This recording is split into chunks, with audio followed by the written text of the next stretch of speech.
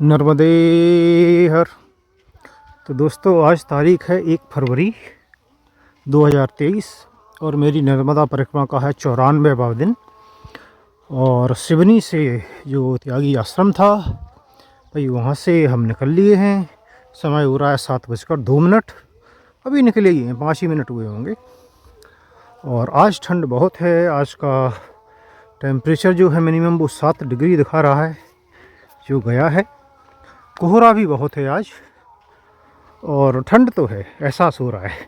क्योंकि मैंने मोजे वगैरह कुछ भी नहीं पहने हैं तो एहसास हो रहा है कि ठंड लौट कर आ गई है। तो ऐसे ठंड एकदम से नहीं जाती है, कई बार लौट कर आती है, लेकिन ठीक है, तो कोई ऐसी समस्या की बात नहीं है। तो हम अपनी परिक्रमा जो है वो शुरू कर दी है और आगे बढ़ रहे हैं। और आगे क्या क्या आएगा वो अभी मैंने नहीं देखा है। देखा था अगला गांव है कुछ दूरी पर, शायद 3 किलोमीटर होगा। फिर एक और 4-1 किलोमीटर चलने पे एक और गांव आएगा जो कल पहले सोच रहे थे जाने का। तो वो 7-7.5 किलोमीटर होना चाहिए यहाँ से, ऐसा अनुमान है। और यही रास्ता है किनारे का, बजरी वाला, रेत वाला।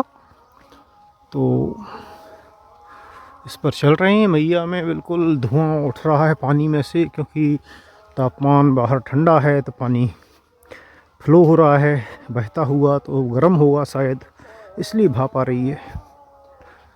तो एकदम लेयर बनी हुई है।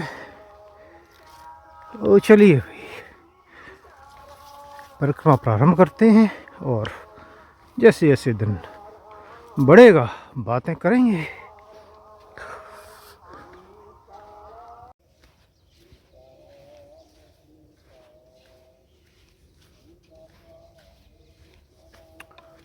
ये देखिए धुआं निकलता हुआ दिखाई देगा लगातार मैया के जल में से।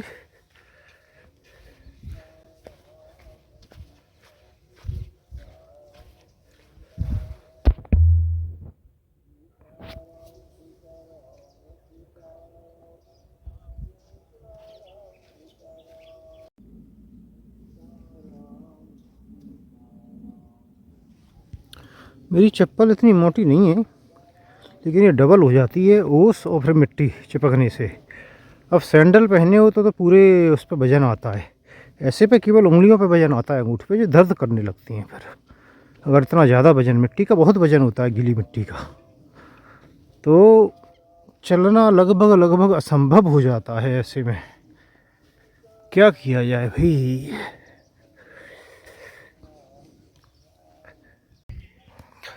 तो दोस्तों ये है सैलबाड़ा का आश्रम, नर्मदा आश्रम है। और यहाँ पर सारी व्यवस्थाएं हैं, सारी सुविधाएं हैं, रहने की, भोजन भी मिलता है किसी भी समय, बना हुआ अन्न क्षेत्र भी है। हमें ये बताया नहीं था कल किसी ने कि है यहाँ पर, नहीं हम यहाँ तक पहुँच जाते। 2 किलोमीटर ही है क्योंकि ये सिवनी के त्यागी आश्रम से। और समय हो रहा है 9 बज गए हैं, क्योंकि जो मिट्टी जट रही थी पैरों पे उसके कारण ज़्यादा चल नहीं पाए हैं। और आगे ये कीचड़ वगैरह भी है, रास्ता नहीं है ऐसा बताया है, तो थोड़ा गांव के अंदर आ गए हैं। नर्मदे हर। तो ये अच्छी जगह है रुकने के लिए, मोटर वगैरह लगी है, गर्म पानी मिलेगा आपको, फ्रेश भोजन मिलेगा, रुकने की भी बढ़िया व्यवस्था है। तो कुल मिला के ये है कि यहाँ पर भी रुक सकते हो आप। मुझे पता होता कि यहाँ है, क्योंकि मैंने मालूम किया था तो सिवनी में बोल रहे थे कि नहीं है, सीधा मचा में, वो पहुँच नहीं सकते थे, तो यहीं आके रुकता मैं। और अन्य क्षेत्र भी आपको भोजन मिल जाएगा पका पकाया। तो ये गांव है भाई, गांव की गली पगडंडियाँ, इनसे निकलते हुए अब आगे बढ़ेंगे माचा की ओर।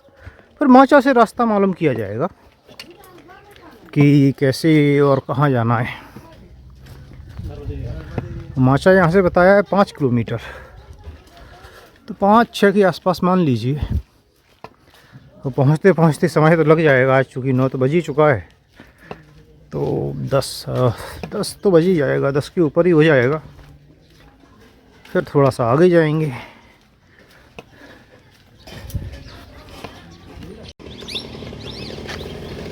तो ये है ग्राम माछा, माछा लिखा है, मैं माछा समझ रहा था। माछा गांव है और यहाँ पर भाई आश्रम है सदाव्रत। तो आप आएँ तो भोजन पकाएं और खाएं। हम पीछे एक और जगह कुछ लोग सेवा दे रहे थे, तो वहाँ पे चाय पी और उन्होंने कुछ मूंगफली और गुड़ दिया है तो वो खाया। और अब जो है आगे बढ़ रहे हैं, आगे किनारा आएगा और उससे रास्ता जाएगा आगे की ओर।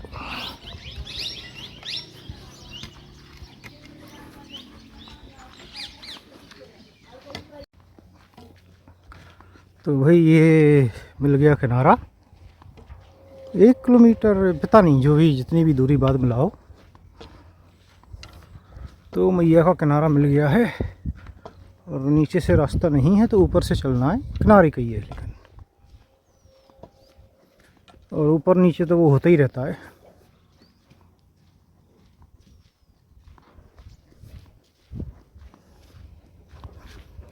क्या या तो पहाड़ी मिलेगी, या फिर रेत मिलती है, या फिर खेत मिलते हैं। 3 ही चीज़ मिलती है किनारे पर।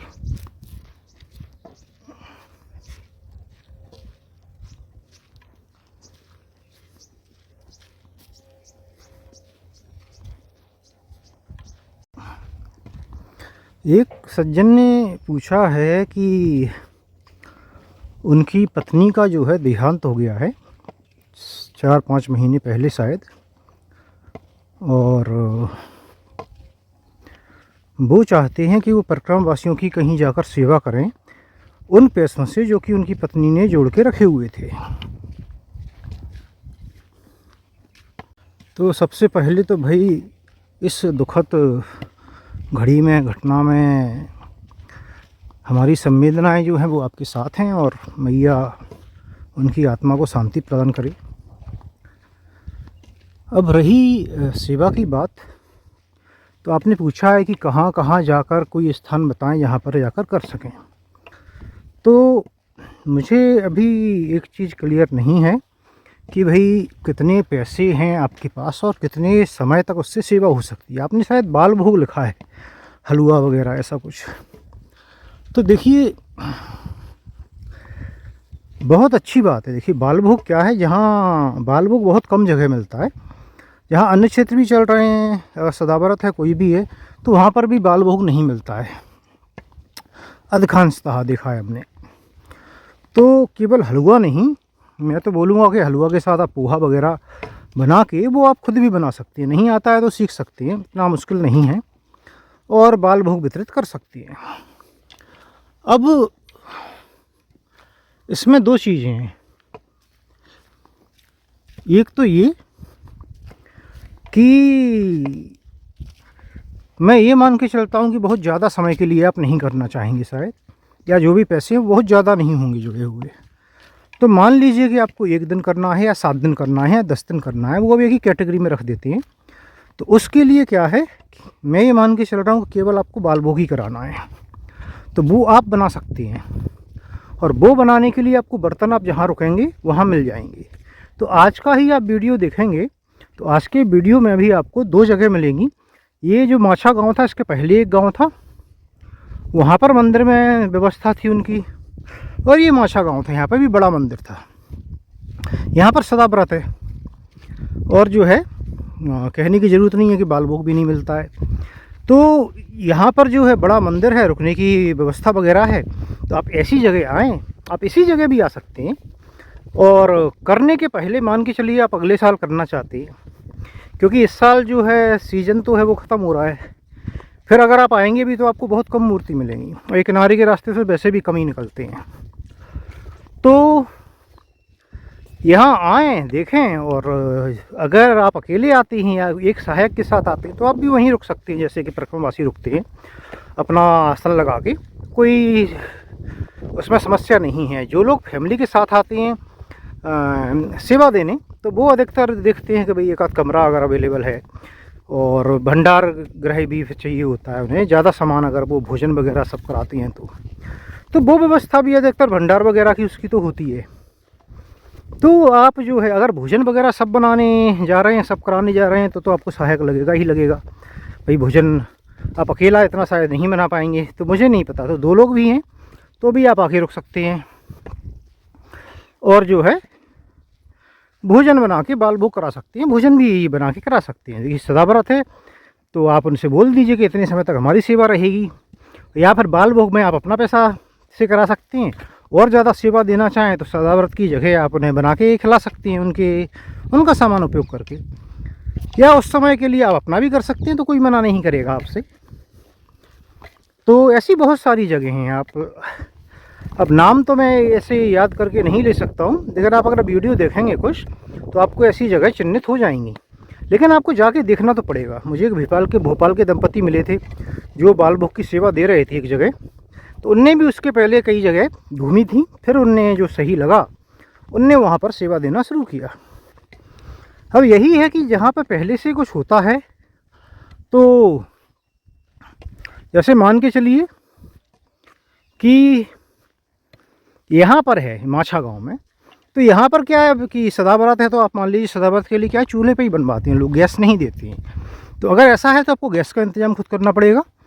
सिलेंडर है वो आप गांव से ही किसी से ले लीजिए, अगर थोड़े समय के लिए देना है 10 दिन 15 दिन, और 1-2 महीने के लिए भी कोई ना कोई व्यवस्था कर ही देगा आपको, क्योंकि सिलेंडर तो बार बार चेंज करना ही पड़ेगा। तो बाकी जो चूल्हा वगैरह है उसका इंतज़ाम कर लीजिए, खरीद लीजिए किधर से ही, छोड़ जाइए, फिर उसे आश्रम में ही दान कर दीजिए, क्योंकि सिलेंडर तो मुझे नहीं पता खरीद के मिलता है या कनेक्शन से ही मिलता है। और बाकी का सामान ले आइए अपना और दीजिए सेवा। तो बड़ा आसान है। देखिए बहुत सारी जगह हैं, हर वीडियो में आपको सदाव्रत वाली जगह मिलती हैं देखने में। जो भी बड़ी सी जगह आपको लगे उनमें से, जो कि आपको सही लगे, प्रकरणवासी निकलते हैं वहाँ से, वहाँ पर आप अपनी सेवा दे सकती हैं। तो उसके लिए अलग से जगह ढूंढने की ज़रूरत नहीं है। और अगर आपका कोई बड़ा प्रोग्राम है कि 1 साल तक मान के चलिए 4-5 महीने आप सारे जो है व्यवस्था और रहने की व्यवस्था देना चाहते हैं, बाल भोग भी, दोपहर का भोजन, शाम का भोजन, रहने की व्यवस्था, तो फिर आपको जगह ज़्यादा चाहिए होगी। तो या तो आपको ऐसा मंदिर बड़ा कोई देखना पड़ेगा किसी गांव में जहां पर की व्यवस्थाएं नहीं देती हैं, और नर्मदेहर, और या फिर टेम्परेरी कहीं किसी गांव में जो है जहां से हम निकलते हैं वो देख के वहाँ पर रास्ते के पास में कोई सा घर वगैरह है छोटा मोटा, वो किराए पे ले सकते हैं, या टेंट वगैरह लगवा सकते हैं। वो भी अरेंजमेंट होता है, जगह की इंतज़ाम हो जाता है यूजुअली टेम्परेरी उसके लिए, तब वहाँ पर अपना इंतज़ाम कर सकते हैं। वो भी आपको देखिए देखना पड़ेगा जाके, लेकिन मुझे लगता है कि आपका उद्देश्य वो नहीं है, वो फिर बड़ा प्लान हो जाता है। आपका उद्देश्य जो है केवल कुछ दिन के लिए है, और संभवतः केवल बाल भोग का। तो मैं बोलूँगा कि आप किसी भी सदाव्रत वाली जो मैं दिखाता हूँ, थोड़े से बड़े मंदिर हैं, आज के ही आप दोनों ले लीजिए। इन दोनों में से भी आप एक चूज़ कर सकते हैं, मैया के किनारे पर हैं और दोनों जगह काम हो जाएगा। पिछले गांव में तो चलिए वो बना के देते हैं भोजन, तो लेकिन बाल भोग आप तब भी करवा सकती हैं। और यहाँ पर तो पूरा सदाव्रत है, तो आप चाहें तो जो है बाल भोग और भोजन तो 15 दिन या 1 महीने जो भी आपका उद्देश्य है उसके लिए आप अन्य क्षेत्र जो है वो खुद से चला सकती हैं। तो उम्मीद है भाई आपको इस जानकारी से सहायता मिलेगी। और भी कई ऐसे जगह हैं जो कि आप देखिए वीडियो देखेंगे ना पुराने, तो आपको अपने आप क्लिक कर जाएंगी कि अच्छा ये वो जगह है, लेकिन जाके तो देखना ही पड़ेगा। जब भी आप शुरू करना चाहेंगे 2-4 जगह तो पास पास की आपको खुद घूमना पड़ेंगी और फिर डिसाइड करना पड़ेगा। और एक सज्जन ने और क्वेश्चन किया था कि भाई क्या केवल एक कंबल से ठंड में काम चल जाता है। अब देखिए ये तो सवाल अजीब ही बोलूँगा मैं, क्योंकि अगर आपको ठंड का आइडिया है उत्तर भारत की, तो आपको पता है एक कंबल से कैसे काम चल सकता है भाई। तो मैंने जो देखा है लोगों को, वो मैं आपको बता सकता हूँ क्या करते देखा है। कि लोग क्या करते हैं, कई लोग जो है 2-2 ब्लैंकेट लेके चलते हैं, कई लोग जो है आश्रमों से ले लेते हैं, लेकिन अगर कहीं नहीं व्यवस्था है कि जहाँ से मिले तो क्या करोगे। तो बेस्ट सॉल्यूशन जो मैंने देखा है वो ये कि अच्छी क्वालिटी की गर्म ब्लैंकेट आप एक लेके चलिए, पतली, जो कि कम जगह घिरती हो, उसके साथ में एक शॉल लेके चलिए और उन्हें मिला लीजिए जब ज़्यादा सर्दी है। उसके बाद में क्या करते हैं, पॉलीथीन होती है, एक बड़ी सी पॉलीथीन होती है, पॉलीथीन माने क्या बोलेंगे उसे, जो पन्नी टाइप से होती है बड़ी, वो आती है, तो उसे कटवा के आप ले लीजिए 4x6 की, और इन दोनों के ऊपर उसकी लेयर बनाइए, और उसकी लेयर बना के आप जो है आप सुई धागा लेके तो चल नहीं होता है। तो जब ज़्यादा सर्दी होती है तो लोग क्या करते हैं, उसे किनारों से सिल देती हैं, चारों कॉर्नर पे कम से कम बीच बीच में थोड़े से टांगे लगा के, और उसका एक ही रोल बना के रखते रहते हैं साथ अपने साथ। तो आप पीछे टांगती हैं जैसे अपनी बेड रोल, उसके साथ में ये भी टांग दीजिए उसी के अंदर, या ऊपर से पॉलीथीन लपटी है तो गंदे होने का आपको डर है नहीं। तो ऐसे करके कर सकते हैं। तो उससे क्या है, उससे एक लेयरिंग हो जाती है और बाहर से हवा नहीं जाती ठंडी अंदर, तो वो काफ़ी काम करती है गर्माहट का। और अंदर भी आप पैक हो जाएंगे तो गर्माहट आपकी बॉडी की जो है हीट वो उस पर प्रिजर्व होके रहेगी, तो आपको कम सर्दी लगती है। ये मैंने लोगों को करते देखा है, देखिए। बाकी आप मेरी बात करेंगे तो मैं तो स्लीपिंग बैग लेके चलता हूँ, और एक जो है आप बोल सकते हैं कि शॉल लोई जो होती है वो लेके चलता हूँ मैं।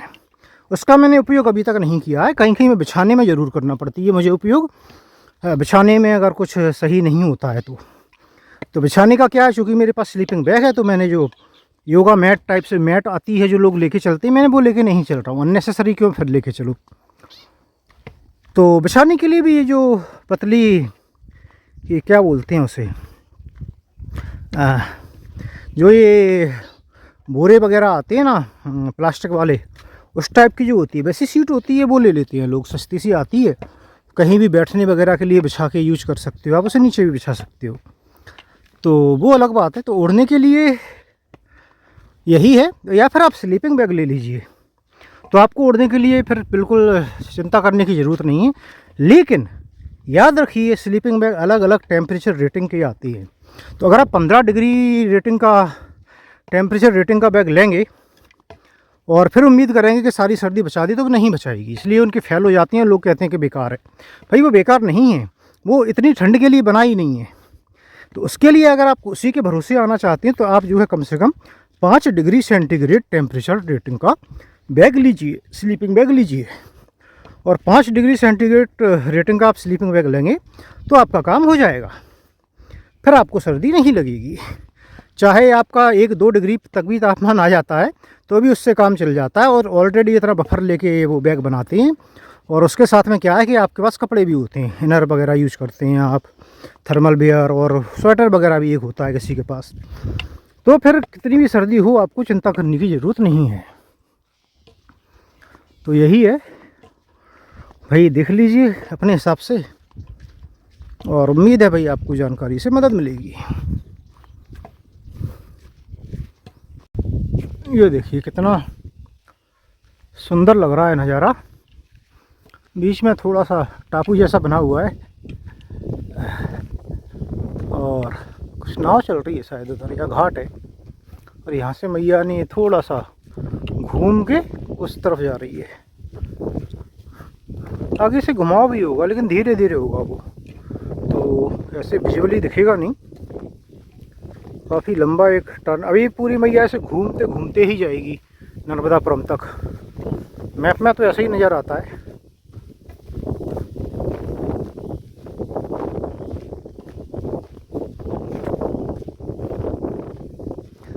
फोटोग्राफी जो है देखिए, वीडियो लेने की क्वालिटी बहुत ज़्यादा बढ़ जाती है अगर मैं रुक के लूँगा।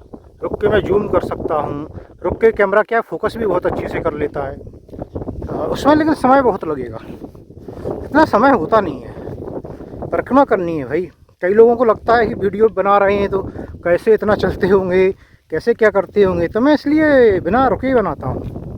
मैं रुकता नहीं हूँ परिक्रमा में, मैं चलते जाता हूँ, मैं वीडियो बनाता जाता हूँ, मैं बातें भी करता जाता हूँ।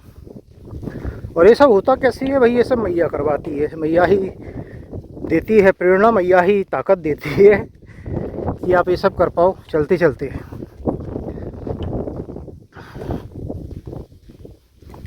लेकिन अगर आप यात्रा कर रहे हैं, घूमने जा रहे हैं, तो वीडियो बनाते तो उसकी क्वालिटी अलग आती है, वो अलग दिखेगा, उसमें आप बहुत कुछ कर सकते हैं।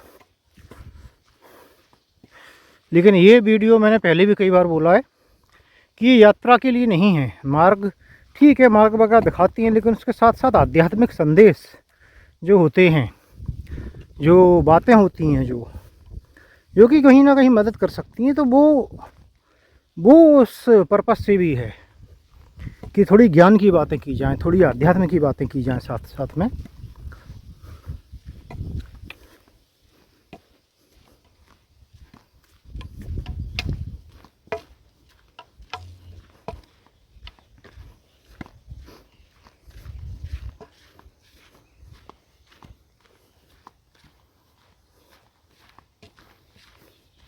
गेहूं की कितनी सुंदर फसल है, देखिए।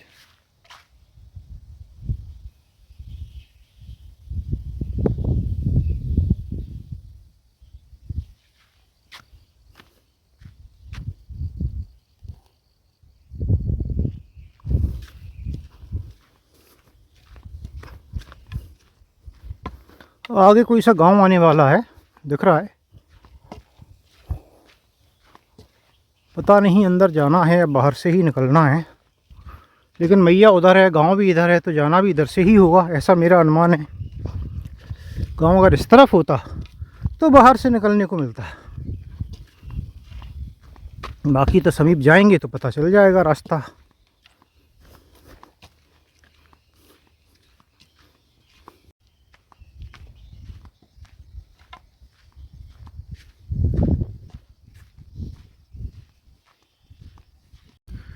तो एक्चुअली ये जो है, ये अजीरा संगम है, अजीरा नदी है, ये नदी का क्षेत्र है, लेकिन इसमें पानी होता नहीं है ज़्यादा कभी भी। तो देखिए मंदिर वगैरह भी बने हुए हैं छोटे छोटे, तो थोड़ा बहुत पानी बढ़ जाता होगा बारिश में, लेकिन देख के लगता है कि बहुत ज़्यादा बारिश में पानी नहीं बढ़ता इस नदी का। लेकिन मैया का पानी बढ़ जाता होगा तो यहाँ तक, इस क्षेत्र तक आ जाता होगा। तो ये अजीरा नदी है और ये है अजीरा संगम। और गाँव कौन सा है वो मैं पूछूंगा। तो कुब्जा नदी है भैया, ये बता रही हैं। पूछा मैंने कि कुब्जा नदी का नाम है, अजीरा गांव का नाम है, तो इसलिए इससे बोलते हैं अजीरा कुब्जा, ऐसा बताया है।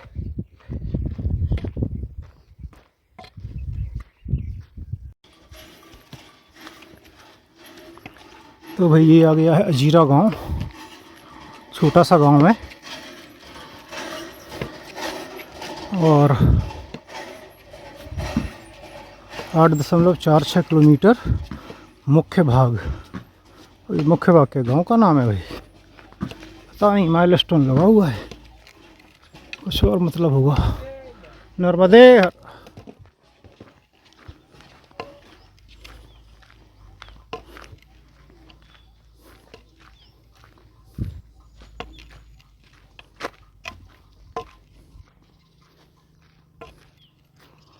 अन्य क्षेत्र लिखा है, तो भाई ये लिखा है अन्य क्षेत्र श्री मथुरादास त्यागी 108 मंत्र संकट मोचन हनुमान मंदिर पचमढ़ी एवं अजीरा ग्राम वासियों द्वारा संचालित। तो हम मालूम करेंगे जाके, लिखा ही है अन्य क्षेत्र है या है, और भोजन मिलता भी है, क्योंकि परिक्रमा में तो हमने बहुत कुछ देखा है।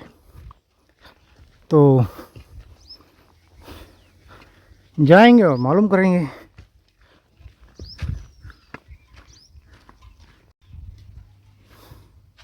और ये देखिए सुंदर झांकी, भगवान श्री राम, बजरंगबली, गणेश जी, माता। तो दोस्तों वही मुझे आशंका थी, वही है। अन्य क्षेत्र लिखा है लेकिन अन्य क्षेत्र है नहीं, खाना कोई बना हुआ नहीं मिलता है यहाँ पर। और जैसे बाबाओं के हवाले जो आश्रम हो जाते हैं उनका यही हाल होता है, कई जगह देखा है मैंने। सारे बाबा नहीं होते ऐसे, लेकिन अधिकतर होते हैं। तो यहाँ अन्य क्षेत्र लिखा जरूर है लेकिन अन्य क्षेत्र नहीं है। ये सवा बरात है, तो आपको भोजन नहीं मिलेगा, भोजन बनाना पड़ेगा। तो भोजन बन रहा था लेकिन बाबा जी के लिए ही बन रहा था वो। चलिए भाई, हम जाएंगे आगे, और हम गए ही इसलिए थे कि हम जानकारी ले पाएँ,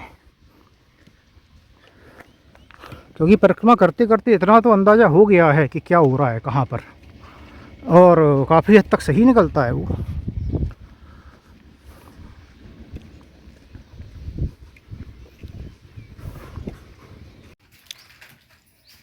हाँ,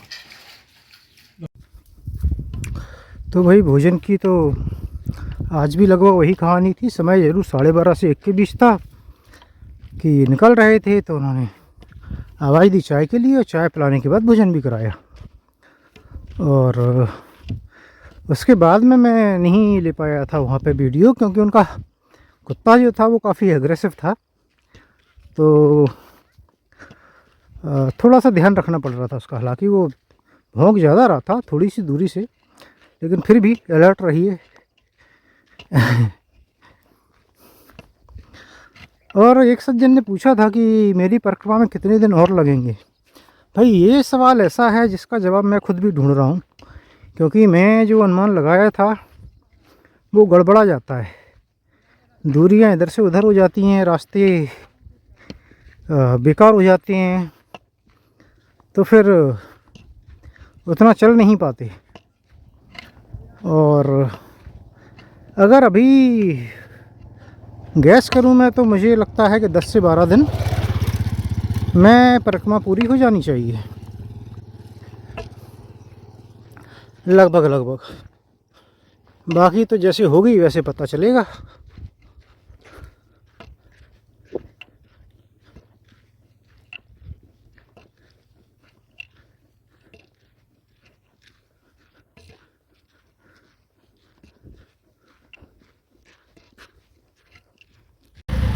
तो ये है गांव धपाड़ा और ये हैं करुणा पटेल, और इन्होंने हमें भाई रोक लिया रास्ते में कि चाय पी के जाइए। तो देखिए चाय पी ली है, बिस्किट भी खाया है, और इनके घर पे ये लोग सेवा देते हैं, रोकते हैं परिक्रमा वासियों को। क्योंकि समय लगभग 5:35 हो गया है, तो इस वक्त आगे जाने का कोई मतलब नहीं है। तो फिर आज जो है रात्रि विश्राम है वो इनके यहाँ ही किया जाएगा, और वीडियो मैं बनाऊँगा वहाँ पर कैसी व्यवस्था क्या है।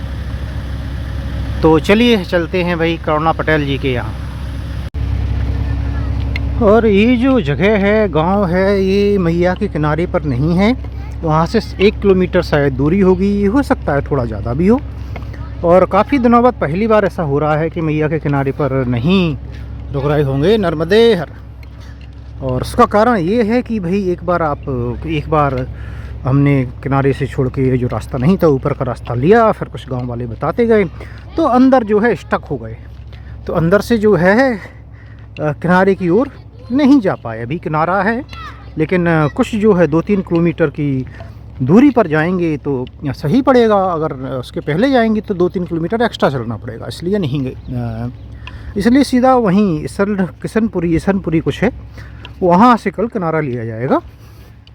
बाकी एक सज्जन ने पूछा था कि क्या कन्या भोज कराना ज़रूरी है या कराया जाता है, ऐसा कोई क्वेश्चन था।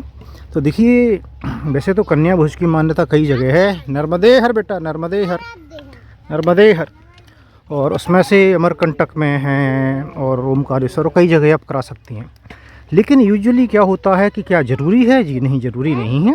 परिक्रमा आपकी जिस दिन पूरी होती है, आप चाहें तो खुद से पूजन करें और चाहें तो पंडित जी से करवाएं, और उसके बाद आप जो है जल है वो शिव जी पर चढ़ा दें। और वो भी ओमकारेश्वर में ममलेश्वर पर चढ़ाते हैं, लेकिन आप चाहें तो कहीं और भी चढ़ा सकते हैं, वो आपके ऊपर है, और आपकी परिक्रमा पूरी हो जाती है। लेकिन यूजुअली अपने यहाँ क्या होता है, मान्यता भी होती है कि कोई भी ऐसा जब आप तीर्थ वगैरह करके आते हैं या कोई बड़ा ये होता है, तो उसके बाद में कोई ना कोई लोग बाग प्रोग्राम करते हैं अपनी क्षमता के अनुसार। कोई भागवत पुराण कराता है, कोई नर्मदा पुराण करा देता है, कोई रामायण पाठ करा देता है, तो कोई भाई कथा करा देता है सत्यनारायण भगवान की, नर्मदे हर। और उसके बाद में यूजुअली जो है वो भंडारा होता है, और साथ में कन्या भोज भी कराते हैं। कन्या भोज की मान्यता बहुत है, चाहे नवरात्रि हो या कोई भी कुछ और भी हो। तो उसमें जो है भंडारे का भी अलग अलग स्वरूप होता है। भाई देखिए, कोई बहुत बड़ा करता है, कोई छोटा करता है, जिसमें कि कन्या भोज हो जाता है, ब्राह्मण भोज हो जाता है, आपके प्रियजनों का भी भोज हो जाता है, इतना तो हो ही जाता है। और फिर जो है जो भी दान दक्षिणा है अपनी क्षमता के अनुसार वो दे के जो है तो उसका समापन कर दिया जाता है, उसमें पूजन भी हो जाता है। तो ये मान्यता है जो कि सामान्यतः लोग बाग करते हैं। अब उसमें जो है सब अपनी क्षमता के अनुसार जो है या समय के अनुसार जो जैसा करना चाहे वो वैसा कर देती हैं। नर्मदे हर। तो यही है कि ये जो है उसका पूरा स्वरूप है, विधि है। लेकिन ज़रूरी ऐसा कुछ नहीं होता है भाई, ज़रूरी तो परिक्रमा है तो परिक्रमा हो गई, और अंतिम दिन जब पहुंच गए अपने पूजन हो गया। आप खुद से भी जो आरती वगैरह करते हैं वो भी पूजन माना जाता है, और उसके बाद में फिर आप जो है जल चढ़ा देती हैं तो वो पूरी मान ली जाती है। और ये आ गए हैं हम इनके घर।